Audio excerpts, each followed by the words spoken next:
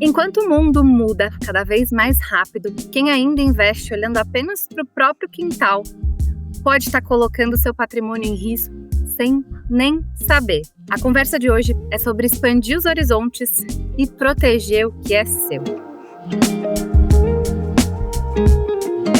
Eu sou a Juliana Benvenuto, coordenadora de alocação e inteligência da Avenue, e hoje eu estou aqui com o professor William Eide Jr., coordenador do Centro de Estudos em Finanças da FGV, que fala conosco diretamente de Portugal. Professor, é um prazer ter você aqui com a gente.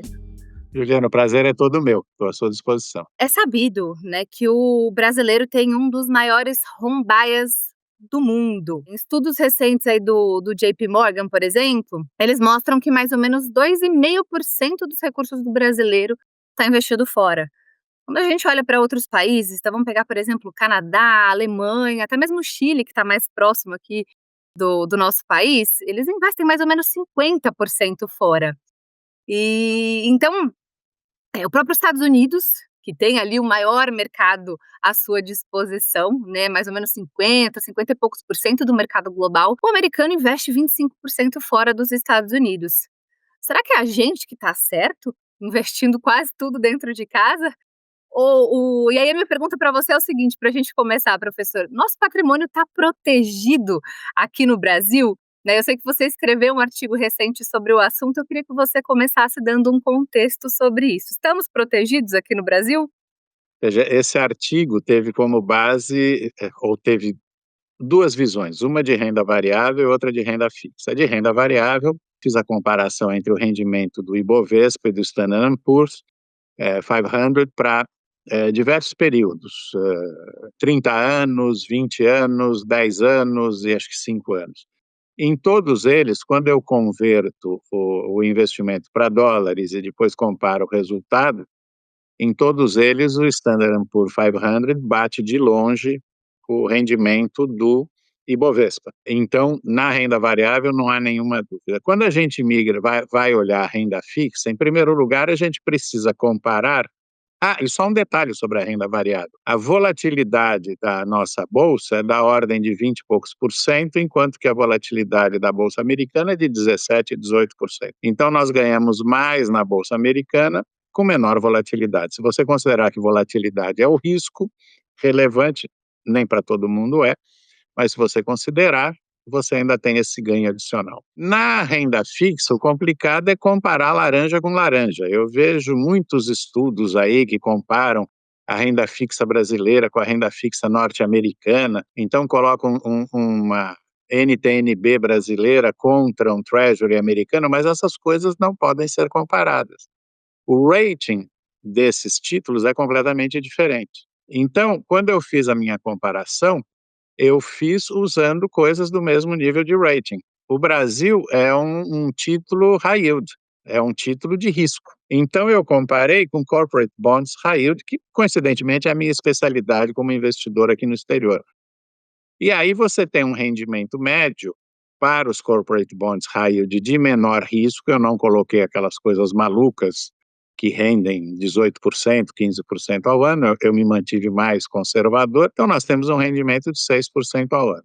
Ok, comparando essas duas coisas, o que aconteceu? Para um período muito longo, de 30 anos, o investimento em CDI ganhou, e depois ele fica igual para 20 anos, e para os períodos mais curtos, o Corporate Bond High Yield ganha bem. Tem uma boa explicação para isso. Tem uma boa explicação. O problema é o seguinte: quando você olha o período mais longo, no início dele, principalmente no meio da década de 90, nós tínhamos taxas de juros inimagináveis, 50%, 30%. Isso contamina toda a série quando eu olho no longo prazo.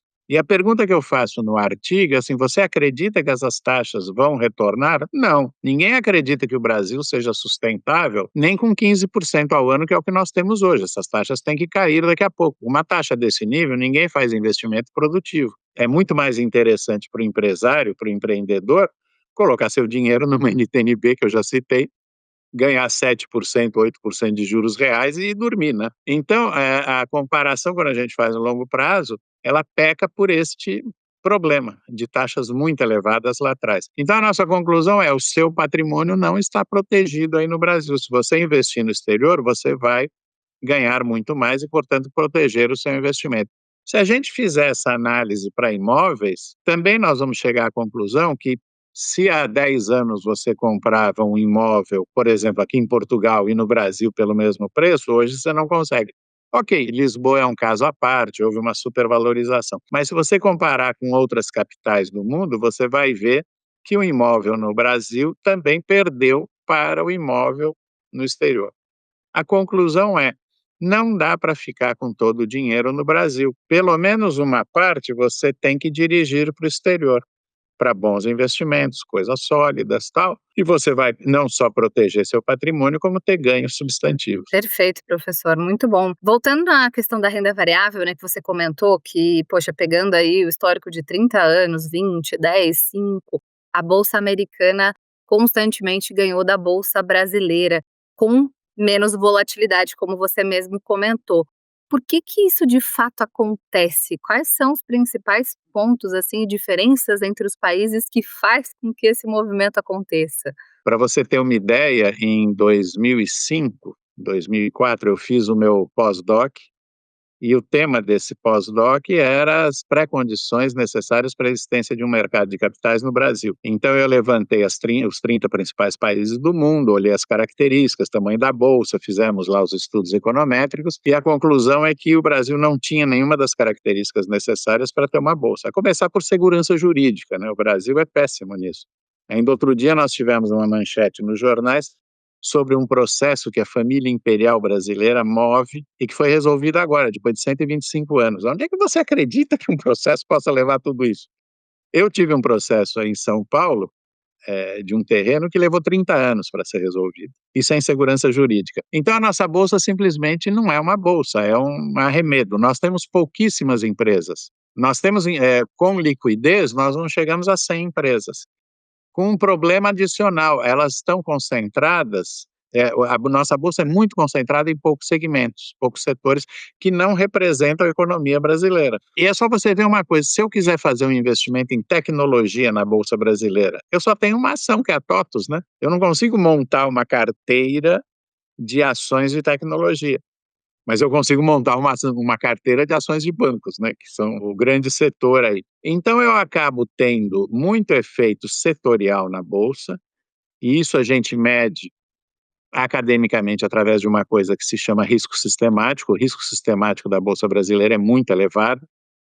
Quem fez essa primeira medida foi o professor Ney Brito, ainda no começo dos anos 80, depois eu fiz isso no final dos anos 80, refiz em 2000. E o nosso nível de risco sistemático é sempre da ordem de 50%, enquanto que nas bolsas mundiais mais diversificadas, Bélgica, Estados Unidos, não sei o quê, esse risco cai para 20%. Isso significa o seguinte: você tem muito mais risco das coisas andarem juntos, muito mais volatilidade. Trazendo de novo a questão da diferença entre os tamanhos de mercado, o Brasil, né, representa menos de 1% do mercado global quando a gente fala de renda variável, mais ou menos 1% da renda fixa. Poxa, nos Estados Unidos a gente está falando de mais ou menos 5.000 ações, aqui são um pouco mais de 300, enfim, as diferenças são muito grandes. Por que que o brasileiro ainda mantém quase que 100% do patrimônio investido aqui? Por que que a gente tem esse home bias, né, que é o viés doméstico que eu comentei no começo, de achar que porque está aqui é mais seguro, é mais perto? Por que que isso acontece? Eu acho que há diversas causas.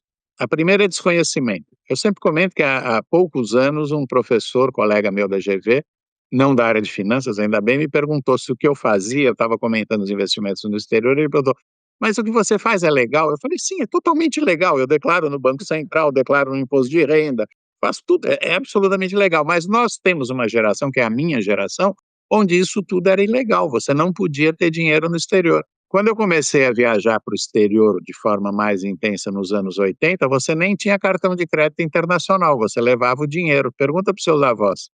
Você levava o dinheiro em cintos aqui dentro. Era uma coisa horrorosa. Então, o exterior para o Brasil sempre foi um negócio proibido. Tanto que eu lembro recentemente que um ministro da Fazenda falaram que ele tinha uma offshore com 10 milhões de dólares. Ele foi acusado de lesa-pátria, de traidor, queriam esquartejá-lo em praça pública. Por quê? Porque o sujeito tem direito dinheiro no exterior e assim é, quer dizer, nós temos essa visão errada do exterior. Esse é o primeiro ponto. Em segundo lugar, o desconhecimento completo. Não se esqueça que a Avenue foi uma precursora dessa abertura para o exterior. A minha relação com vocês começa quando há alguns anos eu montei o curso de investimentos no exterior na GV, vi uma propaganda de vocês, entrei em contato e o Alexandre Hartmann passou a fazer a abertura do curso. Mas eram vocês que faziam esse caminho de levar o dinheiro para o exterior. Óbvio que no private de grandes bancos isso já existia, não tinha nenhum problema, mas para a classe média, a Avenue foi a precursora. Então não existia nada disso. Nós estamos falando do quê? De 6 anos atrás, qualquer coisa assim. Preciso Não olhar aqui tinha minhas anotações. acesso, né, Não tinha acesso. brasileiro Então, médio é desconhecimento, nós temos uma questão de falta de educação financeira, que é crônica também, né, o brasileiro não tem educação financeira, é zero nisso. A gente vê, inclusive, pela presença maciça de loterias, jogos e golpes, são as 3 características que eu mostro que indicam claramente uma falta de educação financeira, né.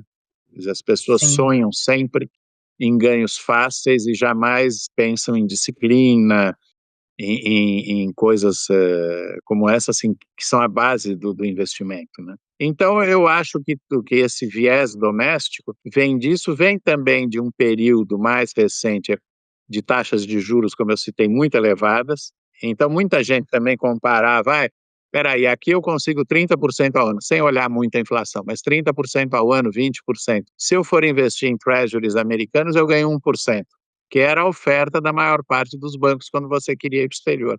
Até Uhum. hoje, esse tipo de título que eu invisto, corporate bond high yield, é uma coisa que está guardadinha em alguma prateleira lá atrás nos bancos, ninguém oferece. E, no entanto, eles têm um rendimento excepcional, né, de 6%, 6,5%, 7%, depende do que você está buscando. E quando eu falo em high yield, em risco, eu estou falando de Ford, de Jaguar Land Rover e outras empresas desse porte, eu não estou falando de um boteco lá da esquina, né.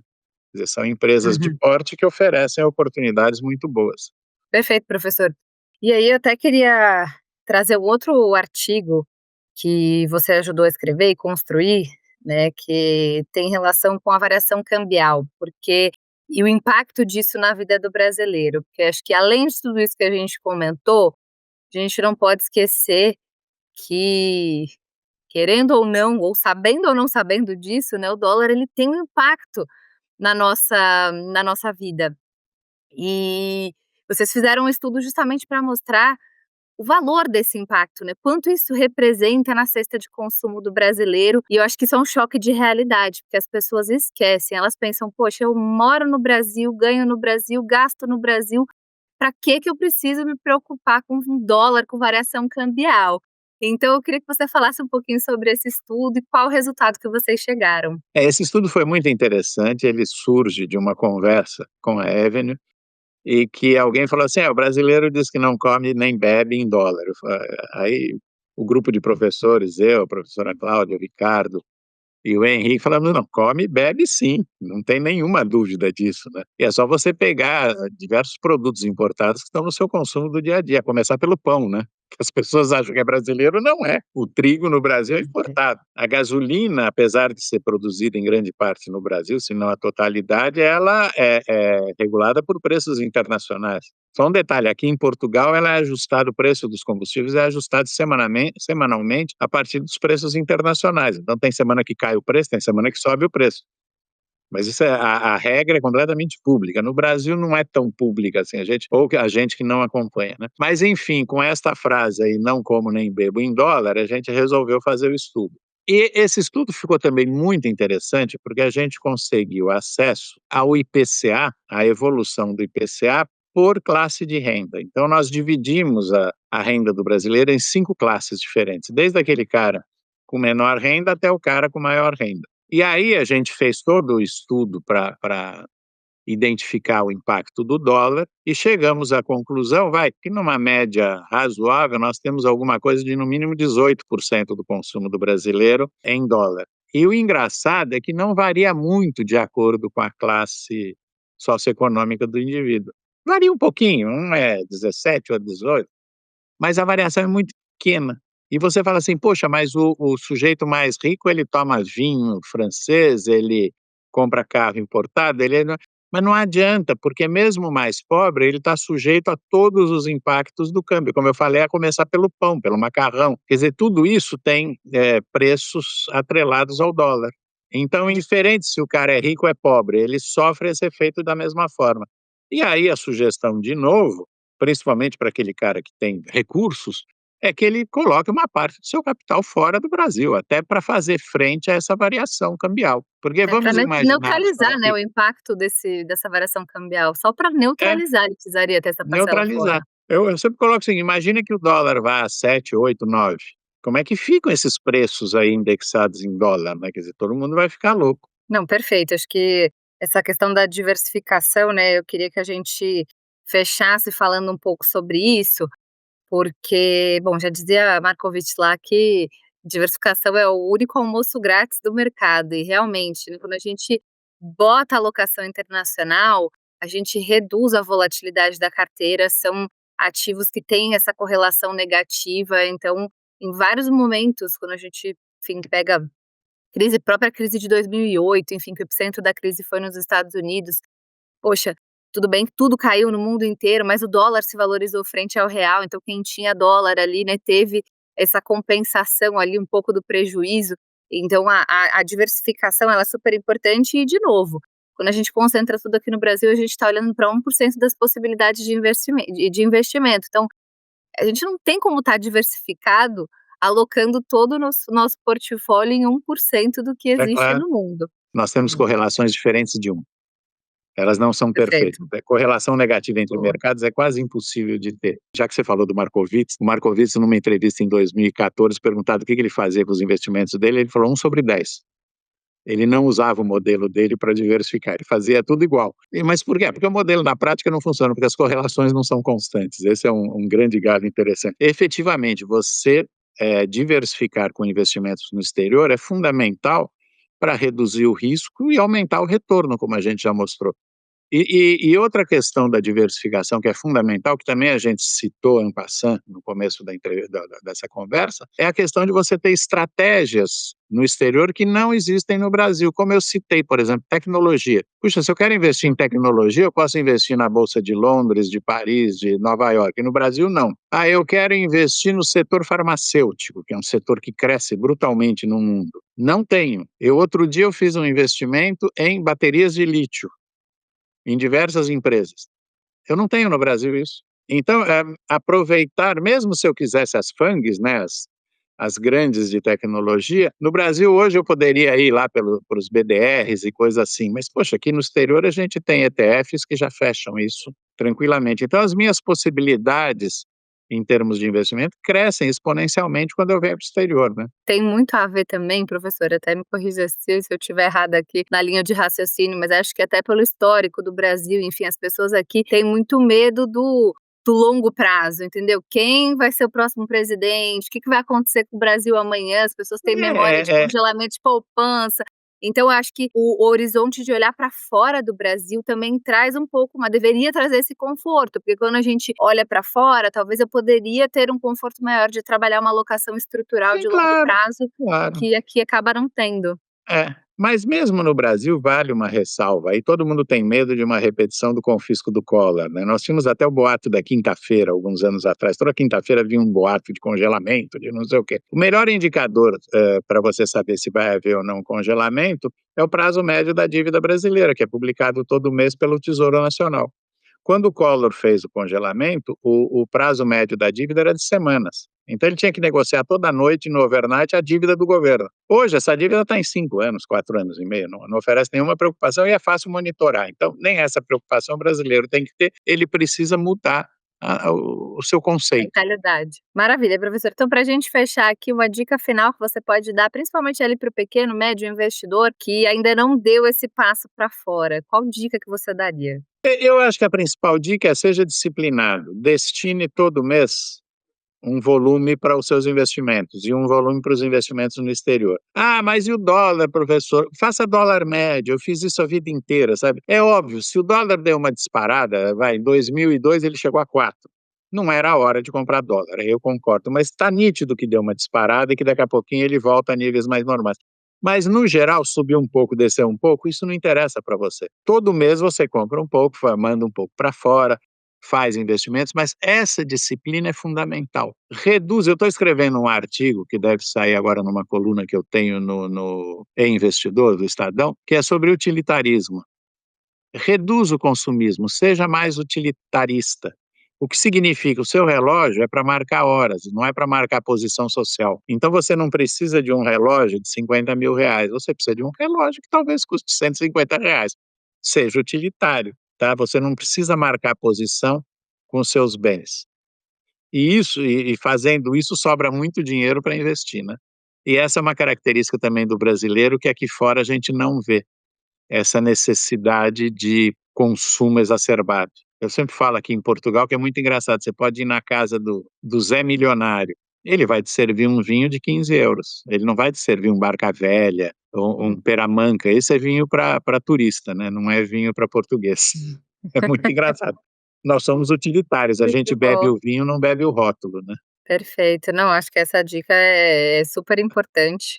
E a questão do dólar médio também, a gente bate muito nessa tecla, né, as pessoas ficam esperando o melhor momento do câmbio, só que o melhor momento do câmbio não existe, o que existe é você começar o quanto antes, porque daqui a 2, 5, 10 anos você vai se arrepender muito de não ter Vai, feito claro. isso lá atrás. Não, e acertar esta questão é impossível. Não existe isso, isso chama-se market timing. E a gente tem artigos e vídeos sobre isso na internet que mostram que é impossível, mesmo os grandes profissionais não acertam, tá? Não tem como Exatamente, você acertar. ninguém. Aliás, tem um economista brasileiro, eu acho que foi Edmar Baixa, que falou que o câmbio é uma invenção de Deus para humilhar economistas, né? Ele Você mesmo. que nem é economista, quer acertar, não vai, faz dólar médio, muito mais tranquilo. Perfeito, professor. Olha, o papo foi super bacana, acho que a gente trouxe, enfim, muita informação relevante para quem está nos assistindo aqui. Acho que fechamos aí com chave de ouro, com as principais dicas para quem está começando. Queria muito te agradecer aqui mais uma vez pela sua participação. Sempre, né, um prazer falar contigo, ouvir aí da tua experiência, né, dos artigos que você já escreveu, de todo, enfim, eu mesma aprendi bastante aqui também. Então, muito, muito obrigada, professor. Eu que agradeço essa oportunidade e eu estou sempre à disposição. É sempre um prazer falar com a Evelyn, com vocês. Eu acho que é sempre uma oportunidade interessante de difundir as nossas experiências e conhecimento. Eu que agradeço. Maravilha. E para você que está aqui nos assistindo, se você não deixou o like ainda, deixa o seu like. Curte aqui, né, o nosso vídeo, enfim, siga o nosso canal e deixa aqui um comentário, inclusive, para eu saber se você já investe fora, se ainda não começou, se tem alguma dúvida sobre o assunto, que a gente vai endereçar isso com vocês, tá bom? Então, muito obrigada, pessoal, pela audiência de vocês e até uma próxima.